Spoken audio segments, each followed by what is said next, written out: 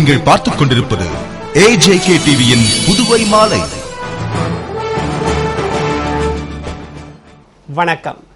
புதுவை ஆளுநர் வீரேந்திர கட்டாரியா மத்திய ஜவுளித்துறை அமைச்சர் ஆனந்த் சர்மாவை சந்தித்து ஏஎப்டி மில்லை புனரமைக்க 500 கோடி ரூபாய் சிறப்பு நிதி ஒதுக்குமாறு வலியுறுத்தினார். புதுவையில் சட்டம் ஒழுங்கை சீரமைக்க நேரடி நடவடிக்கையில் ஈடுபட்ட ஆளுநர் வீரேந்திர கட்டாரியா ஒருவார பயணமாக கடந்த 30ஆம் தேதி டெல்லி புறப்பட்டுச் சென்றார்.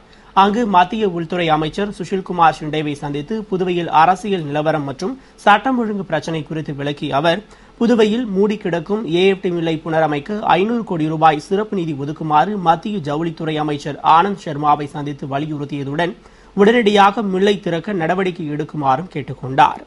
மேலும் பல்வேறு துறை அமைச்சர்களை சந்தித்து புதுவை மாநிலத்திற்கான கோரிக்கைகள் குறித்தும் அவர் எடுத்துரைத்ததாகவும் தெரிகிறது. இதனிடையே ஒருவார கால டெல்லி பயணத்தை முடித்துக் கொண்டு கவர்னர் கட்டாரியா நாளை இரவு புதுவை திரும்புகிறார். புதுவை ரொட்டிப்பால் ஊழியர்கள் சம்பள நிலுவைத் தொகை வழங்க கோரி கல்வி அமைச்சர் வீட்டை முற்றுகையிட்டதால் பரபரப்பு ஏற்பட்டது. புதுவை கல்வித்துறை மூலம் ரொட்டிப்பால் வழங்கும் திட்டத்திற்காக கடந்த 10 ஆண்டுகளாக 750க்கும் மேற்பட்ட ஊழியர்கள் பணிபுரிந்து வரும் நிலையில் நிதி பற்றாக்குறை காரணமாக கடந்த 10 மாதங்களாக ஊழியர்களுக்கு சம்பளம் வழங்கப்படாததால் இதனை கண்டித்து பல கட்ட போராட்டங்களை நடத்தி வந்த ஊழியர்கள் கோரிக்கைகள் நிறைவேற்றப்படாததால் கல்வித்துறை அலுவலகம் முன்பு தர்ணாவில் ஈடுபட்டனர். அனைவரையும் பகுதி நேர ஊழியர்களாக மாற்ற வேண்டும், 10 மாத சம்பள நிலுவைத் தொகையை வழங்க வேண்டும் என கோஷமிட்ட ஊழியர்கள் மத்திய கூட்டமைப்பு லட்சுமணசாமி தலைமையில் ரொட்டிப்பால் ஊழியர் சங்க தலைவி விஜயலட்சுமி மற்றும் நிர்வாகிகள் முன்னிலையில் அங்கிருந்து பேரணியாக சென்று நெல்லித்தோப்பு அண்ணா நகரில் உள்ள கல்வி அமைச்சர் தியாகராஜன் வீட்டை முற்றுகையிட்டனர். இதுகுறித்து தகவல் அறிந்த உருளையன்பேட்டை காவல் ஆய்வாளர் வீரவல்லவன், உதவி ஆய்வாளர் ஜெய்சங்கர் தலைமையிலான போலீசார் அவர்களிடம் பேச்சுவார்த்தை நடத்தியும் அவர்கள் வாக்குவாதத்தில் ஈடுபட்டதால் சுமார் 120 ஊழியர்களை போலீசார் கைது செய்தனர். இதனால் அங்கு பரபரப்பு ஏற்பட்டது. கட்டணம் நிர்ணயித்து சட்டப்பூர்வமாக மணல் அல்ல அரசு நடவடிக்கை எடுக்க வலியுறுத்தி மாட்டுவண்டி தொழிலாளர்கள் ஊர்வலமாக சென்று ஆர்ப்பாட்டத்தில் ஈடுபட்டனர். புதுவை மாட்டுவண்டி தொழிலாளர்கள் சங்கராபரணி, பெண்ணையாறு ஆகிய ஆற்றுப்படுகையில் மணல் எடுத்து வியாபாரம் செய்ய சட்ட ரீதியான அனுமதி வழங்குமாறு முதல்வரிடம் மனு அளிக்க முடிவு செய்த நிலையில் அதன்படி புதுவையின் சுற்றுப்பகுதிகளைச் சேர்ந்த மாட்டுவண்டி தொழிலாளர்கள் AITUC சார்பில் மாட்டு வண்டிகளுடன் தவளகுப்பம் வழியாக சட்டசபை நோக்கி ஊர்வலமாக சென்றனர்.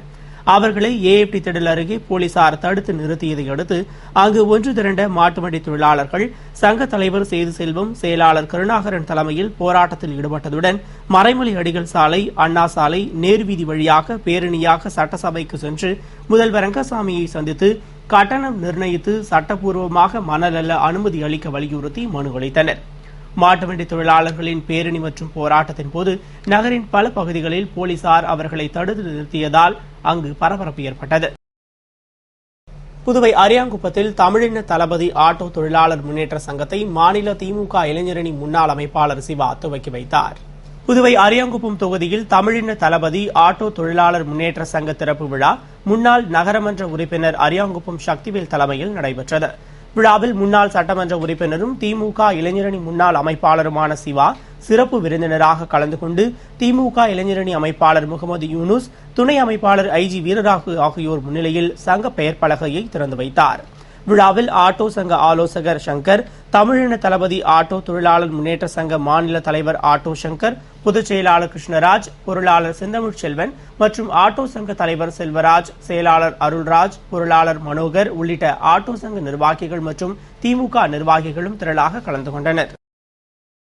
புதுவை அரியாங்குப்பம் வட்டார வளர்ச்சி அலுவலகம் சார்பில் நடந்த ஊரக வளர்ச்சி வார விழாவில் அமைச்சர் தியாகராஜன் பங்கேற்று பல்வேறு போட்டிகளில் வெற்றி பெற்ற மகளிருக்கு பரிசுகள் வழங்கி பாராட்டினார். புதுவை காட்டுக்குப்பம் மாரியம்மன் கோவில் திடலில் அரியாங்குப்பம் வட்டார வளர்ச்சி அலுவலகம் சார்பில் 44வது ஊரக வளர்ச்சி வார விழாவினை முன்னிட்டு மகளிர் தினம் கொண்டாடப்பட்டது. விழாவில் பல்வேறு மகளிர் சுய உதவிக் குழுக்கள் மற்றும் மாதர் சங்கங்களுக்கு பல்வேறு விளையாட்டுப் போட்டிகள் மற்றும் ஆரோக்கிய குழந்தைகளுக்கான போட்டியும் நடத்தப்பட்டது. விழாவில் சிறப்பு விருந்தினராக அமைச்சர் தியாகராஜன் பங்கேற்று போட்டிகளில் வெற்றி பெற்றவர்களுக்கு பரிசுகளும் 5 மகளிர் சுய உதவிக் குழுக்களுக்கு சுழல் நிதியாக 7.5 லட்சம் ரூபாயினையும் வழங்கினார். முன்னதாக வட்டார வளர்ச்சி அதிகாரி குப்புசாமி வரவேற்று பேசிய விழாவில் வட்டார வளர்ச்சி அலுவலக ஊழியர்கள், மகளிர் சுய உதவிக் குழுவினர், மாதர் சங்கத்தினர் என ஏராளமானோர் கலந்து கொண்டனர். புதுவை உழவர்கரையில் சுமார் 83 லட்சம் ரூபாய் மதிப்பீட்டில் சாலை மேம்படுத்தும் பணியை அமைச்சர் பன்னீர்செல்வம் துவக்கி வைத்தார்.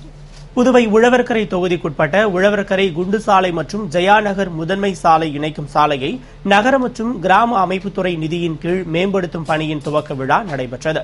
விழாவில் அமைச்சர் பன்னீர்செல்வம் சிறப்பு விருந்தினராக கலந்து கொண்டு சுமார் 83,70,000 ரூபாய் மதிப்பீட்டில் பணிகளை துவக்கி வைத்தார்.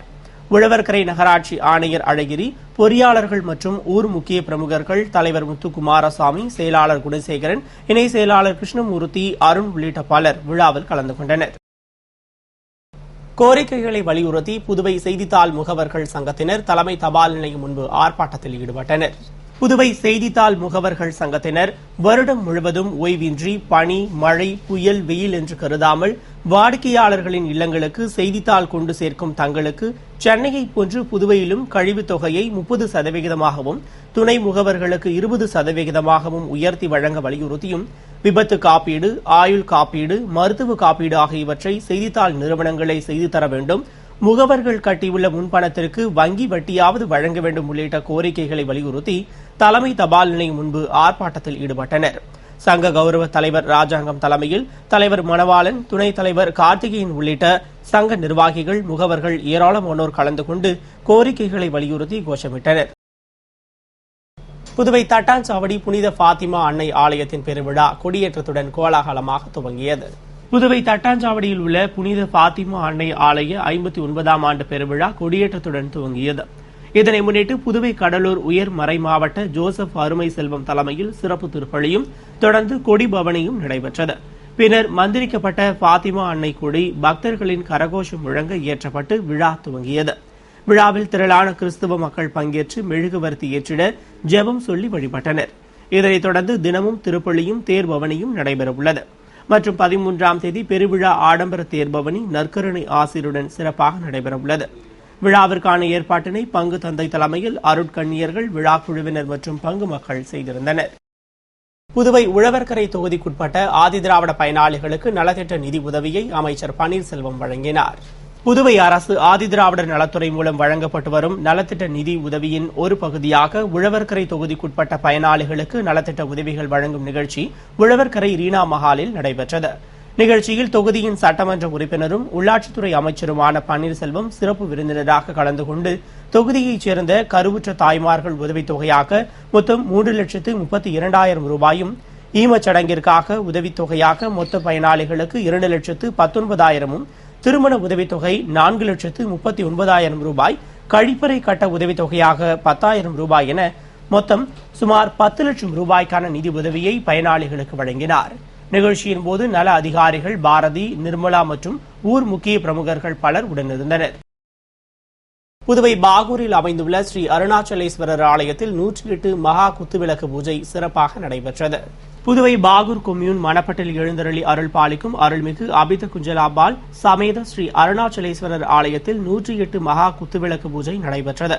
இதனை முன்னிட்டு அம்மனுக்கு சிறப்பு அபிஷேக ஆராதனை நடத்தப்பட்ட நிலையில் திரளான பெண்கள் கலந்து கொண்டு குத்துவிளக்கேற்றி வைத்து பூக்களால் அர்ச்சித்து அம்மனை வழிபட்டனர். தொடர்ந்து சிறப்பு அலங்காரத்தில் அம்மன் ஊஞ்சல் உற்சவமும் நடைபெற்றது. ஏராளமான பக்தர்கள் கலந்து கொண்டு அம்பாள் மற்றும் அருணாச்சலேஸ்வரர் அருளை பெற்ற விழாவிற்கான ஏற்பாடுகளை கோவில் நிர்வாகிகள் செய்திருந்தனர். இத்துடன் செய்திகள் நிறைவடைந்தன. வணக்கம்.